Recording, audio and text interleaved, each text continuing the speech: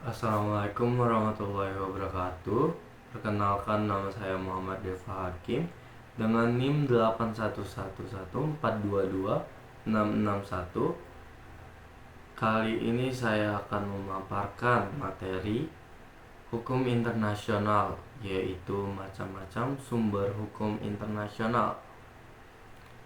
Nah, jadi macam-macam sumber hukum internasional ini memiliki beberapa sumber. Yang pertama itu ada perjanjian internasional. Nah, perjanjian internasional adalah salah satu sumber utama hukum internasional. Perjanjian internasional yang juga dikenal sebagai konvensi, fakta, atau protokol adalah kesepakatan tertulis antara dua atau lebih negara atau organisasi internasional. Nah, perjanjian ini memiliki peran sentral dalam pembentukan norma hukum internasional yang mengikat para pihak-pihak yang menandatanganinya. Nah, ketika negara-negara atau organisasi internasional menandatangani perjanjian internasional, mereka menyetujui untuk memenuhi ketentuan yang tercantum dalam perjanjian tersebut. Nah, prinsip pacta sunt servanda.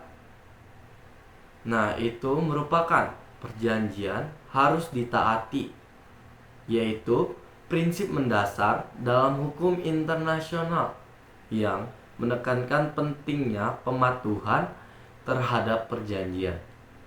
Nah, perjanjian internasional dapat mencakup berbagai topik.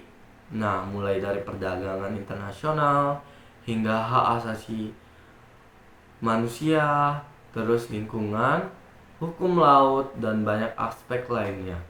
Mereka dapat membentuk kerangka kerja hukum yang mengatur hubungan antar negara dan subjek hukum internasional di berbagai bidang.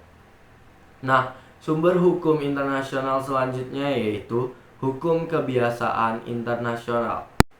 Nah, hukum kebiasaan internasional atau customary international law adalah salah satu sumber utama hukum internasional.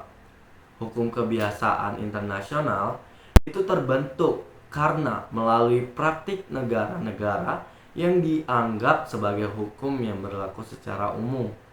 Nah, hal ini merupakan norma hukum yang berkembang melalui tindakan, praktik, dan keyakinan yang diterima secara umum oleh komunitas internasional.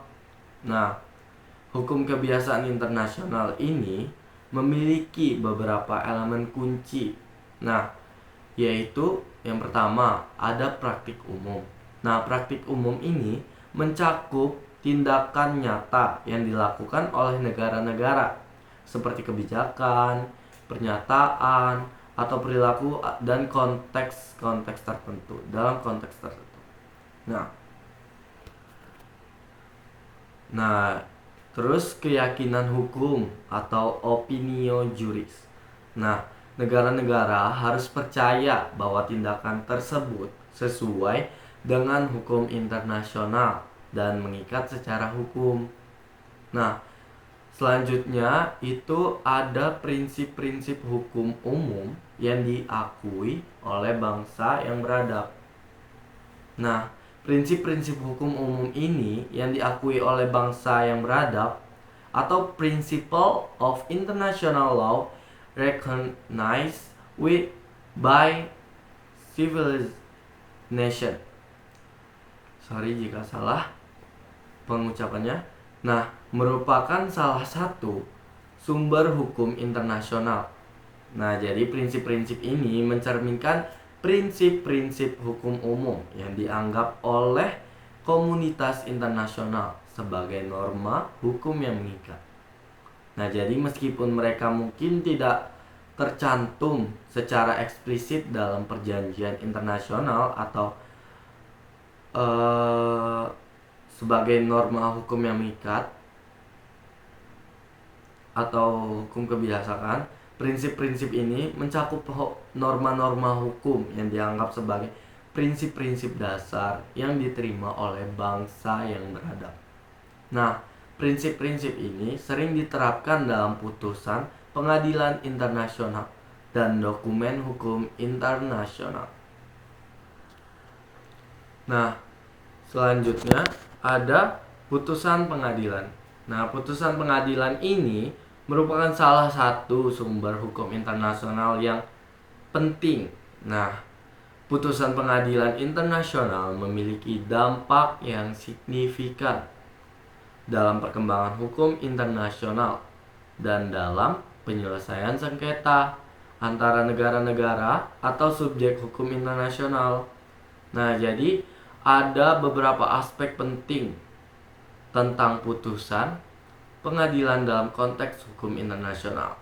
Nah, yang pertama itu Mahkamah Internasional atau International Court of Justice atau ICJ. ICJ merupakan pengadilan internasional yang paling diakui di tingkat global. Nah, jadi ICJ ini adalah badan utama yang menyelesaikan sengketa antara negara-negara. Nah, selanjutnya juga ada tribunal dan pengadilan internasional lainnya. Selain ICJ ini, ada berbagai tribunal dan pengadilan internasional yang mengatasi sengketa khusus. Contohnya nih, termasuk pengadilan pidana internasional atau International Criminal Court atau ICC. Nah, lanjut ke dan ini aspek-aspek penting lainnya itu ada beberapa aspek-aspek penting lainnya. Nah, lanjut ke karya hukum. Nah, karya hukum ini juga salah satu sumber hukum internasional.